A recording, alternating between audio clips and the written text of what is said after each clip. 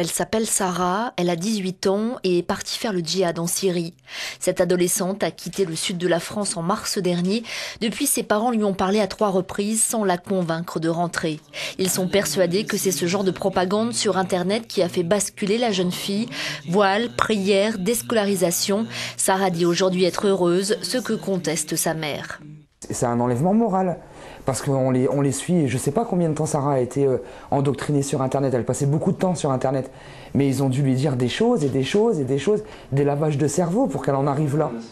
Elle n'aurait jamais pensé que Sarah se servirait de son passeport pour un tel voyage.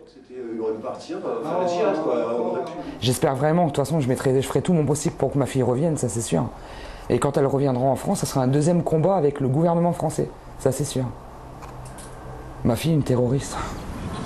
Dans le cadre du projet de loi sur la lutte contre le terrorisme, Sarah pourrait être arrêtée si elle rentre en France.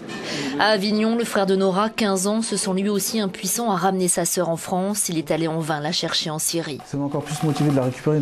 Ce que j'ai vu dans l'état, en réalité, c'est vraiment horrible. Elle, normalement, était plus mate que moi. Quand je l'ai vue, elle était encore plus blanche. Puis elle avait le visage enflé, le teint jauni. Mais je crois qu'elle est vraiment atteinte psychologiquement. Arrêtez pas de pleurer puis taper sa tête contre le mur. Cette lycéenne fait partie des dizaines de jeunes filles européennes qui sont parties en Syrie, un aspect du conflit qui commence à inquiéter les autorités.